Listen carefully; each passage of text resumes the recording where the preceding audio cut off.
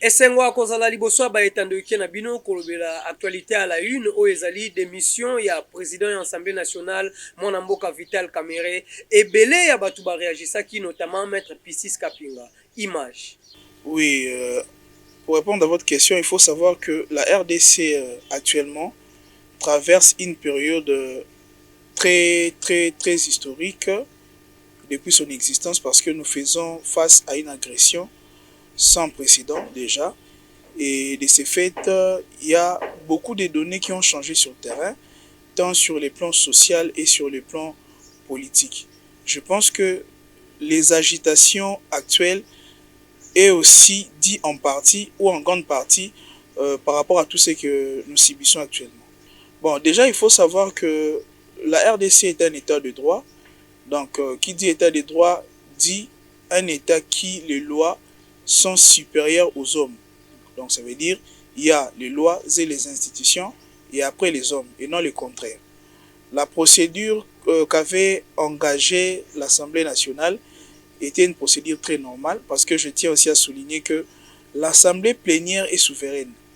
Donc, lorsque les députés se constituent à l'Assemblée, cette Assemblée-là devient souveraine, comme je disais.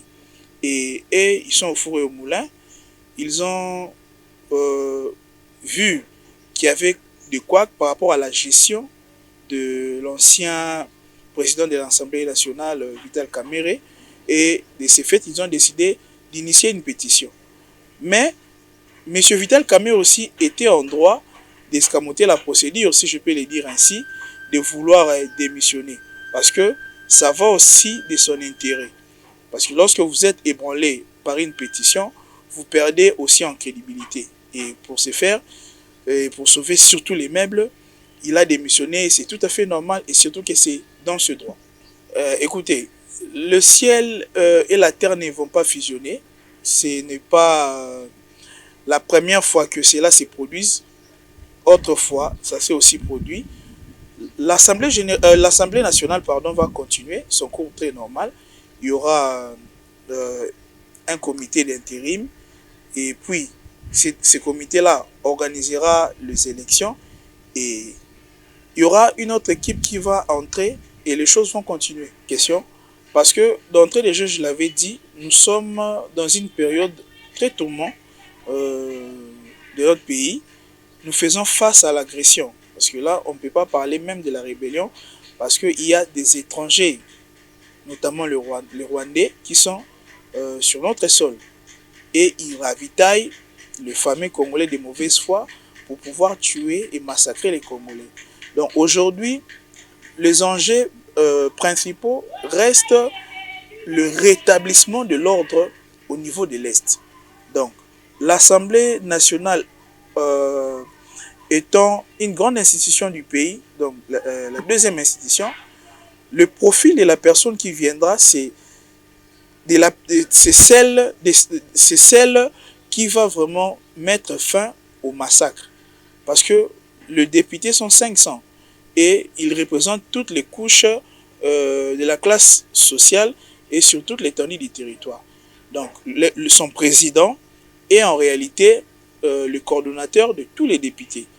Voilà, donc si les enjeux présents sont plus pour élaguer la guerre, dans le profil de celui qui va succéder à M. Vital Kamerhe doit être la personne qui va donner l'impulsion à ce que la guerre puisse se terminer. Déjà, je vous remercie pour cette interview. Je demanderai à tous les Congolais de rester vigilants. De ne pas céder surtout à la panique ou à la peur. Et ayant aussi conscience, comme je l'ai dit toujours, ayant conscience parce que le pays est agressé. Juste après réaction ya maître Piscis Kapinga, micro ya Focus Actu et kendaki boye na base ya IDPS esika oyo ba combattant bazangaki pe maloba koloba te. Image. Kamerhe, c'est un sauterelle qui pique comme un scorpion. A se précipiter pour na démissionner. Il fallait azela bakende na vote na l'Assemblée nationale. On a battu le débat, va dénoncer Makambo Mabé ya Sali. Hein? Makambo Mabé mingi ya Salaki parce qu'il fallait pas dénoncer. Un Kamerhe a créé une compte parallèle dans la Assemblée nationale. Mbongo oya ba député, oya bando kinde na compte wana kinde na à la transaction na compte ya M23. Kamere tant que ministre paix, il y a économie, à Saleba Makambo Ebele, il a beaucoup de tournées dans l'Assemblée nationale. Malgérance, PV à Tamogote à Sala pour nous dénoncer. Parce qu'il y a des s'opposer. Comment l'Assemblée nationale est sans PV? Comment le PV pour nous koyeba ki mbongo ba décaisser? Parce que le gouvernement a zo pesa bango mbongo. Mbongo ne kindera wapi? Kamera bandeko sala ba PV wana te, kamera bandeko bomba. C'est pourquoi tant wayoki ke bako dévoiler na sima. Bako dévoiler, c'est pourquoi mon ami Kamere moko s'est précipité à démissionner. Ko démissionner na ye créé et banque sibisoté. To senga lisusu ba député ba porter plainte. Ba porter plainte pour na kolandela mbongo na bango ya ba prime ba kamwebele ou Kamera bande ko sala parce que Kamere c'est un souterrain qui pique comme un scorpion. C'est mince moko o ya yeke pour na ko ruiner, ko déstabiliser RDC. To sepeli mingi ndenga za libanda mais to ko sepela ceux qui bakangi. Président c'est en 2028, est-ce que Didier Kamere lui raisonne bien? Didier Kamere c'est un député na Burundi. Ce sont des Burundais. Comment un Burundais ko postuler ao ceux qui petit frère ya Kamere aza député kuna na Burundi. Mes grands frères azanani mama na bango aboti oyo na Burundi a une nationalité burundais. Muso saye ao komi congolais. Donc Kamere ce sont des Burundais. Pas qu'il n'est pas na bango qui est postuler parce que bientôt là nous allons changer la constitution. Biso population to senga gouvernement to senga référendum to changer constitution mandat moko ozala ata 7 ans ata 8 ans et renouvelable par 8 au lieu qui est toujours ba étranger. Musala to zana ngwebele awo na mboka na biso il faut nettoyer le mixage et brassage au sein ya ba institution na kati armée il faut bazali banda. Didier alongo la conception wana ba moyo biso qui to zabanyamate to zo bango c'est comme si un étranger za mayele pour na ko diriger ba congolais batangité. Hier, on a topé économie a détourné 5 millions. L'Assemblée nationale a détourné. Kaka, l'institution yamonène demi-continent topé sa mère. Il va tuer le peuple congolais. Tout comme les esclaves et les étrangers. Kamera za congolais te ba bêtise o ya sali. Azadine te comme président la population tamorota ko voter ao. Alongola ta candidature to kosenga la même cour constitutionnelle. Ni Seni akoki koza candidature à Kamere. Et d'ailleurs, Didier Facha na Moutouke, son grand frère sera arrêté. Qu'on change la constitution parce que la constitution actuelle, les constitutions na bisote et les constitutions à Bergeron, ba étranger au basali. Il y a ce peuple congolais na sali constitution. Constitution o e basali ngo na Kigali na Rwanda. Non, on a besoin de constitutions fiables. Hein? Oh, il y a peuple congolais, Bangomo Komazo Salamakali, c'est peuple congolais parce que chez nous il y a aussi des professeurs. Il y a des professeurs ordinaires, Bato vendre là, Bambata Baza Ao, Bako vendre ma constitution qui est cause à étranger. Hein? Bah étranger on a baza d'une tête au pesto tambola dans l'Ancien Testament. Ancien Testament on les a peuple congolais, ils y a étranger. Aujourd'hui le néocolonialisme a brisé en gros. L'esclavagisme est allé sur les bandes menaces. Aujourd'hui c'est l'esprit Mouzalendo, un vrai patriote. Togo olinga surtout ba piétiner bisoté. Ata point na moi miette, bazo yiba biso. Bazo zambongo oy bazo yiba biso apesi bino après bozo appuyer ba étranger non. Il faut qu'on ait nous sommes concentrés pour nous relever des défis. Qu'on nettoyer tous les étrangers, nous-mêmes, comment gérer et pour créer maintenant une constitution congolaise de père et de mère. Donc, proposé parce que l'Assemblée nationale, le vice-président de l'Assemblée nationale, le professeur Tulumba Yazawana, Namboso, place à Bakester, rapporteur, à l'élection, à continuer. Parce que le professeur Tulumba, il maîtrise bien l'administration. Azawana. Parce que c'est nous, l'IDPS, surtout la majorité qu'on a dans l'Assemblée nationale. Kabouya Lobaki que non, la majorité qu'on a dans l'Assemblée nationale, dans Mosaïque, nous sommes au-delà des 150 quelques. Mais comment tu as un allié? Kamera Bacha qui est système géopolitique, mais géopolitique à quoi ici Bukavu? Pas question de géopolitique mi-temps et comme maintenant, tout ce qui est œil pour œil, dent pour dent, c'est nous qui va gérer l'Assemblée nationale. Aujourd'hui, c'est la géno, c'est la science qui élève toutes choses, la prière. Parce que tu as une distraction d'envoûtement. Aujourd'hui, il y a un don. Il y a qui peut nous réveiller conscience du peuple congolais sur le président Félix. Tu as un président Félix. Tu as que pouvoir continent où il y a Bisso, il y a Félix et Yangomogote. Félix a pour la fondation. Le reste, ils ont préparé future jeunesse, le col à Bisso, bateau Bakoki Kozwa. Le relève où il y a Bango parce que Baza va vieux. bana ba ko diriger il fallait tous la vision Félix pour côté limsa ko banga ba mindele te ba impérialiste te to tonga mboka na biso pas question de distraction tous à la uni to bimana ba futilité ba winner système de comparaison ya ba griffe bilo wa bongo ezate tous à la union na prière to tika système ya ba rondo shite borobora système ya ba dadi ba lobby non lisons la Bible pour cause de compréhension sur la parole de Dieu.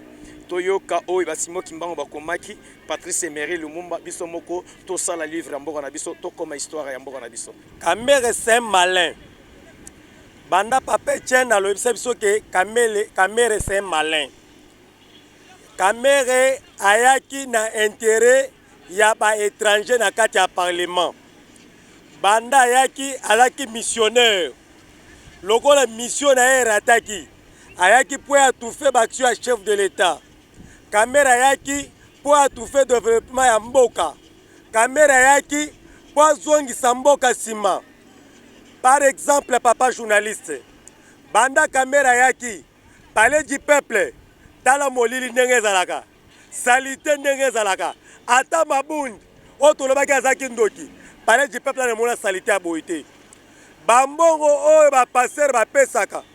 Pona ko louer espace oyo eza esplanade ya palais du peuple ekendaka wapi ya liboso ya mibale ba nombre oyo ya baloi oyo badepute basalaki na ene oyo afandelaki ndeko Eliezer ayebisaki ye boye cher président tosali mikolo boni toloba kaka awa makambo nyonso tolobaka ekendaka wapi ayebisaki koagir te na ba émotion ezaki po a maîtriser ye nyonso wana azaki na mission na ye lokola moni ke mission na ye raté yango awelisaki ko démissionner a démissionner pamba te eza honte ya ba mission ayaki kosala parlement banda parlement esali bino bolobeka aza professeur c'est un intello muto atangi moto nini atangi makasi boye ata loi moko pour la population ezate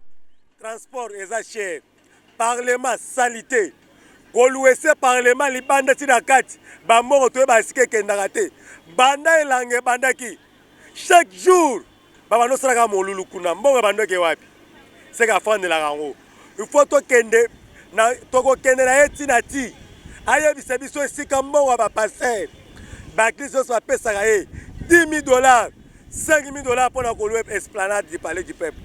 Mais palais du peuple eza salité. Ye moko abimi alobi toza ba papier te. Papa, papier ezwaka combien ata ngai naza mutu apasi nakoki ko minimiser institution monene lokola parlement nake kolobake parlement baza na papier te ya kokomela. Vraiment c'est faux, archi faux. Azaki na mission ayaki kosala. Bambongo ba Cyprien ba député. Et moi na raté. Ba député mbongo ekiti. Ye moko azowelisa azoloba te bolimbisa ngai na kometisa bino $20,000. Na mbongo na ye pe ya tata na ye oke kometisa $20,000 yo osalaka nini? Na kometisa bino $20,000. Kamere totiki yo te tokokende yo tina ti toko poursuivre yo mpona 9 millions oyo ti obunga oyo organiser conférence kuna na Afrique du Sud mpona batambu mbeki mpe ozaki contre chef de l'État. Chef de l'État alobi ke nakodialogue na bateoriste te ozoloba te fo tokende na dialogue. Est-ce que oza idée moko?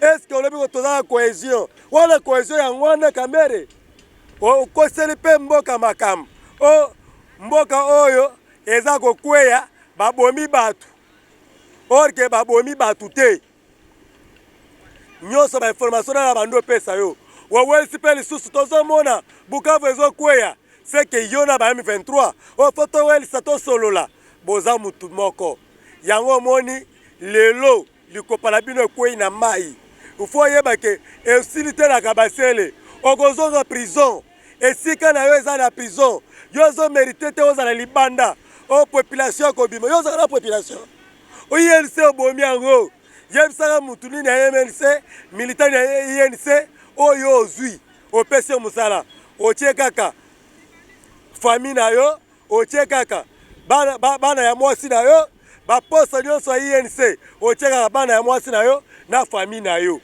nana yebi yango te botala santé INC eza kokufa bato tu bosali na bango litre na nsima obomi bango isole bango olakisi ke yo oye na mission mpo na kozongisa mboka sika nsima mpe mpo na kofaire chite mboka likambo alobaki ya changement ya constitution ofandelaka yango ndeni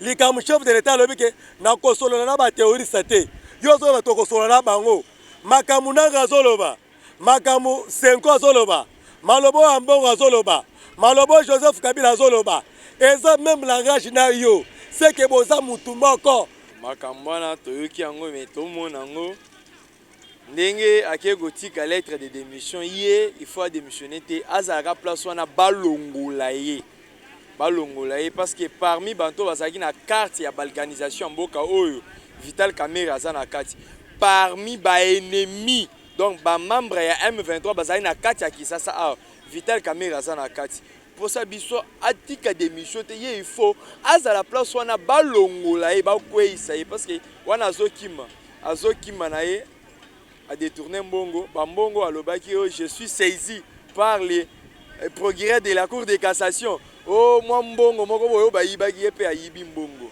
il faut ye atika démission te Vital Kamerhe azonga nanu mwa sima avant da place wana motion pétition ici ekoti balongola ye bakweyisa ye atiki na ye démission avanda merci pour atiki na ye démission siko avanda nanu apema par après tolandela ye po bambongo ayibaki haute cour militaire azana kanda haute cour militaire azana kanda Vital Kamerhe atelemi o na moba mutu moko abimi abomi soki 300 quelques de personnes mais balandeli ba information les informations lokuta Vital Kamerhe atelemi azoloba Bukavu ezokweya kala te Bukavu ezokweya Bukavu ekweyi nanu te mais yo ozopesa prophétie akomi na prophète parce qu'il y a un magicien akomi na ye prophète po pesa biso ba information te kala te Bukavu ezoko donc bazo azosolola na bandeko na ye te tozokweyisa Bukavu wana il faut yebisa bango soki batie tembe soki bamoni Bukavu ekweyi wana bakondima o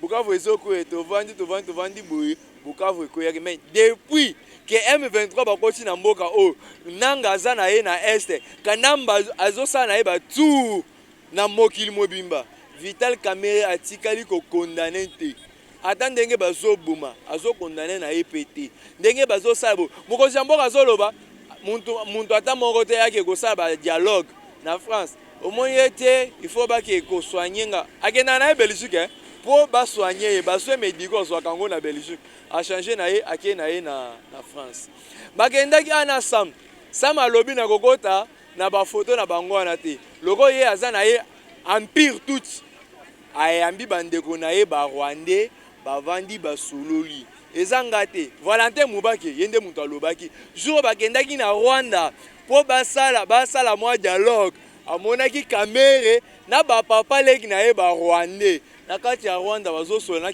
na Kinyarwanda ezanga te Valentin Mubake nde moto alobaki yango siko ntango bakeye na France kuna mwana mboka Sama Lukonde aboyi na ye makambo ya kokanga bafoto alobi naza nanga congolais naza rwandais te barwandais bazoboma biso nakokanga jamais photo na barwandais mais Kamerhe amilakisi bomona nga nde empire tout nazokanga bafoto na bandeko nanga ezo eloko ya kokamwa te Kamerhe place na ye eza prison lelo ata soki otuni mwana moke Kamerhe aza na koyebiso moyibi.